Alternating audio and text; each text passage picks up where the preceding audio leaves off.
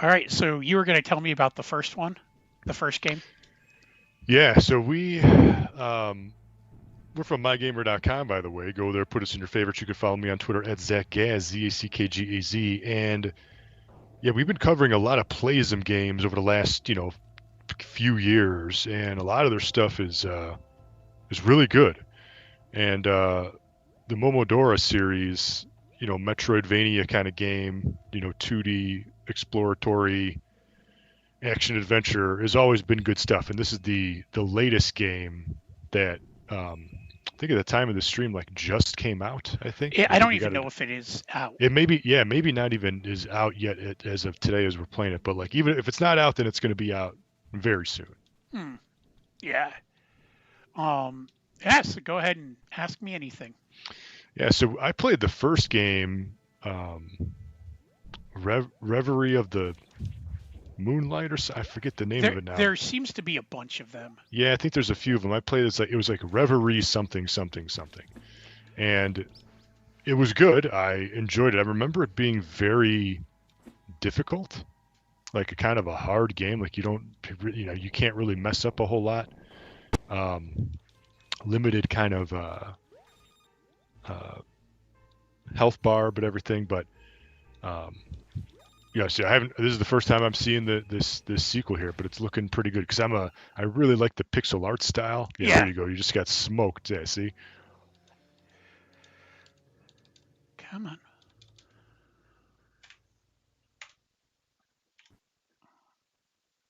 My controller's been doing this thing where it likes to stop reacting. Yeah, that's Oh, dude, it happens at the most appropriate times. like right now. Yeah. Yeah. So I really like this game, as we discussed earlier, because I have like a couple hours into it. Just basically doing this on my free time. When I review the games, but like I play this one for fun too. Yeah, it's always good when you get a game that's like, Yeah, oh, this is actually a quality game that I like want to play versus like, oh man, I gotta suffer through this and then write about it. Like that always which sucks. is funny because like even if you listen to like people from GameStop or like IGN or anything like that talk about their jobs, they're like, yeah, no, a lot of the time these games aren't fun to play. Yeah, we get, I'd say, more games than the most games that we play are, not good quality, below 6 out of 10 kind of games, and where it's like I just don't want to play this because I could be spending my time playing an 8 out of 10 game. Or like a 10 out of 10 game. Yeah, just a better quality game, but man, so yeah, you think it might be pretty good, but there's a lot of downsides to it. Yeah, and I don't mean to bitch about like, oh yeah, this is the Yeah, worst thing in the world, playing and writing about video games. Like it's a job at the end of the day is basically what it is. It's a cool job. It's a fun thing to do, but you know you especially have to. one that we don't make any money on. Yeah, well, I think they call those hobbies. Yeah, that's pretty much what that is. But this looks like it's always good to get a. At least for me, I like the pixel style, art style. I like classic Metroidvania. Typical. Let's explore. It's got the little map in the upper portion of the screen, Metroid style. Like that's really what I like. What it works well, makes the game play smooth, consistent. You don't have to like hit start every 2 seconds to see where am I going, what do I need to do. They put the map on one of the triggers, which I thought was a weird choice. Yeah, I mean, I guess. Well, I mean, what do you got? You got jump, you got a standard attack and a heavy attack, maybe, or dash, Distance attack. distance attack. Oh, for sure, range attack, sure. Um, the one thing I will say is, so these things that I'm slashing, like the cables or whatever they are, I wasn't able to do that in the beginning of the game. And most games, when you get a power like that, it's like, cool, you have the power. You're going to unlock some things that were blocking your progression, but that's the last time you use it. Sometimes I can play it's Oh, that's getting added on. Oh yeah. Well, okay, so you got a sigil situation here where you can equip a few of these bad boys, get some passive abilities.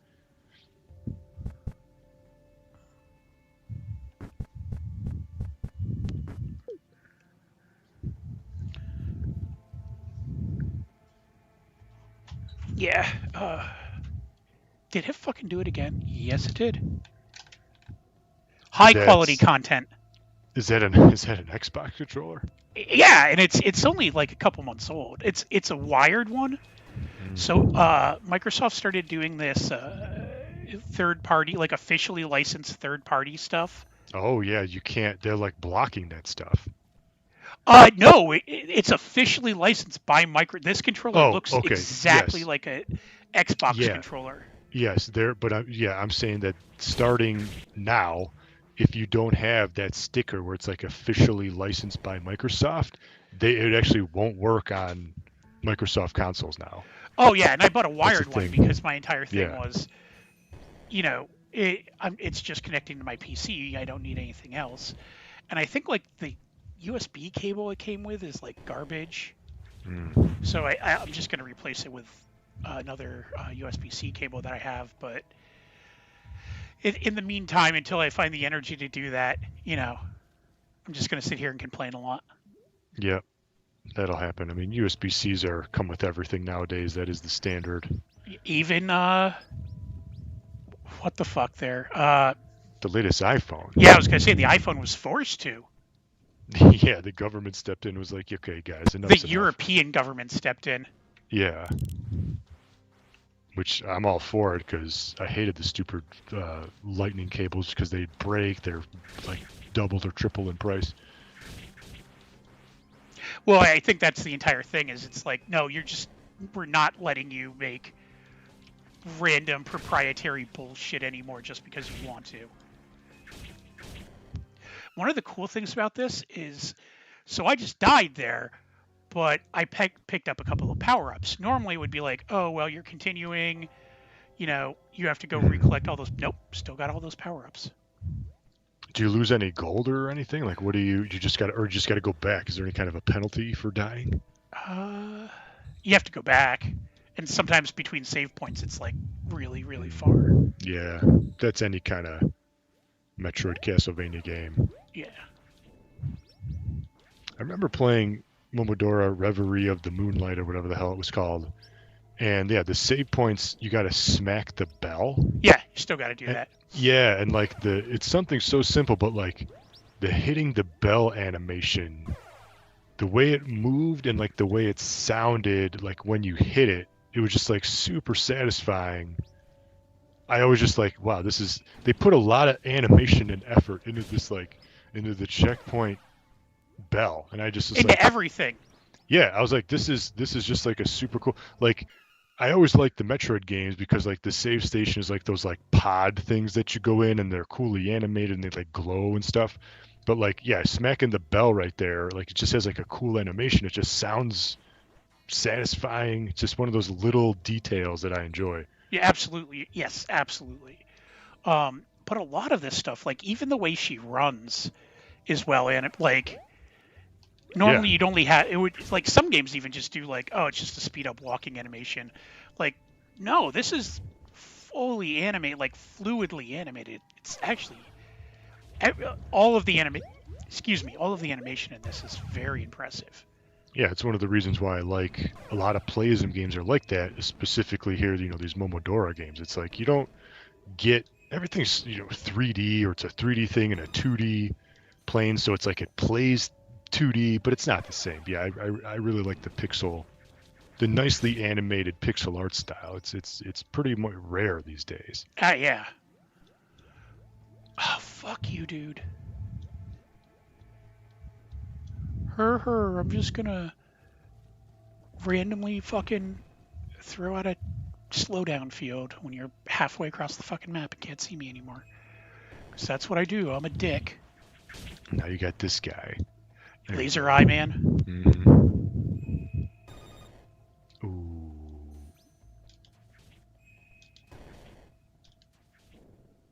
There you go.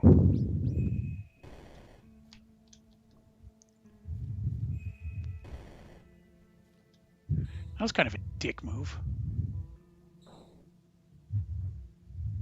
Okay. Yeah, that's this. Oh, So there you go. Now you can go back nice and easy. yeah. It's not that there's like a huge distance between them, but yeah, they'll make you like trek a ways before a boss room or something like that. Which, yeah, that's fair. That's fine. I get it. Yeah, even if it saves you a couple minutes, but if you keep dying, like you don't want to. Oh yeah, I don't want to like keep running back up here to get whatever it is I think I might have missed. Yeah, apparently an entire side tunnel. My one true complaint about this is that cat that was down there is the fast travel system. And they literally just introduced him, and I'm like 4 hours in. Oh, now you get fast travel. Yeah, that's my one, like, I was like, actually, the map is so big, I was getting annoyed. Oh, and I just looked it up. Yeah, Okay, so this is Momodora Moonlit Farewell, and yes, the game is out as of just a few days ago at the time of this stream. And then there's even the official soundtrack is also available if you wanted to get in on that. It's a pretty mellow, good sounding OST. So I don't get the thing about like selling fucking OSTs though. Is that a big thing on Steam to like every fucking game that comes out? It's like, oh yeah, for like $3 more you can buy the OST. I can't imagine like a lot of people buying that. I guess it's better than what they normally do, which is like, oh well, the collectors here's content that should have been in the base game, but we're only going to give it to people who pay $10 more. I mean, I guess it's really just free money for anybody who wants to pay for it, because it's like, well, we already got the songs, so let's just sell them individually, even if we can get $3 more out of 3% of the people who buy the game. Here's an MP3. Yeah, that's still some just extra money off the top. Especially indie developers call it like the tip jar. That's that's pretty much, I mean, why not? I mean, and when you phrase it like that, it's like you're trying to give me something for, like, I get it, like, that's fine. And that's more useful than fucking Yakuza Infinite Money. I just saw, if you don't pre-order it, there are 2 jobs that are locked. Like, what the fuck? Yeah, that's more of a dick move. Whereas, here's a soundtrack. Plus, it's like if somebody does have a game does have a soundtrack, they can later, when the game's been out for 2 years and it's already, drops down to $5 on sale, then they could be like, all right, we'll give you the game for $5 and the soundtrack, just to kind of sweeten the deal, to make it sound better, to get some money for a game that's really old. Yeah, that sounds plausible. Yeah. Except that my main issue with the Steam sale, especially this year, is shit doesn't go down in price anymore. Yeah, as everything is moving digital, that's just what it is now. But at the time when things were digital versus physical, you had to give people incentive to fucking... Yeah, exactly. But now that there is no... The competition's just gone. So the downside is prices are going to stay higher for longer. Yeah, especially on shit like Steam, if you think about it, because the old argument from, like, at least Sony and fucking Nintendo was like, you might think it's digital and it's infinite shelf space, but, like, we still have to pay to store this stuff. That's true until you take in consideration, the Epic Game Store and the Steam Game Store. Yeah. And now someone else is paying money to store that shit. Mm-hmm. Yeah, that's what's kind of... I've noticed that too. Like, the digital sales of games, the discounts haven't been as deep as... Oh, and there'll be times that they'll say shit like, oh, it's 75% off. And I'm like, that means it's like $25. Yeah, that means I still don't want to pay for it. Well, and it's like, one of them was like the new Saints Row. Fuck! The new Saints Row game that I spite beat when it was free on PlayStation Plus. Oh yeah. Um, that is not a good game, and they still wanted like I think $15+ or something on the Especially Steam when sale especially when it's been like the free game on on so much other shit. yeah, on Xbox or like PlayStation's probably got it. It's probably the free Capcom's game. pretty good. They don't go like fire sale like they used to. Mm-hmm. But they're pretty good. Like as soon as like there's another Resident Evil out, like the old ones pretty much drop. That's true. Resident Evil 2, by the way, the remake just dropped on Game Pass, and it's also on the PlayStation Game Pass. Pal World is dropping on Friday. What is it? Pal World? I don't know what Pal World is. It's Digimon with guns. That's literally how they marketed it. That's Capcom? No, that's Microsoft. That's I think Borderline first party. I haven't heard of this for some reason.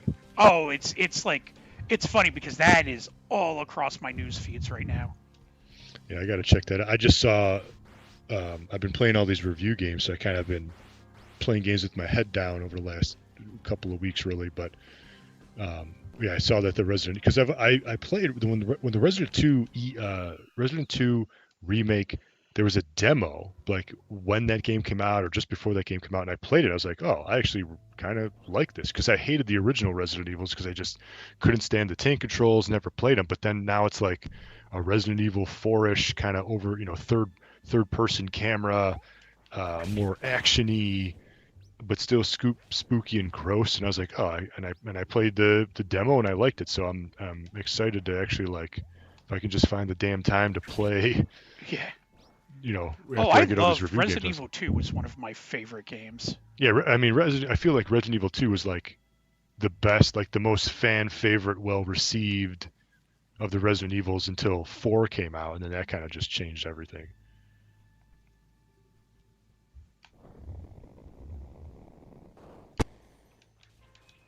This guy again.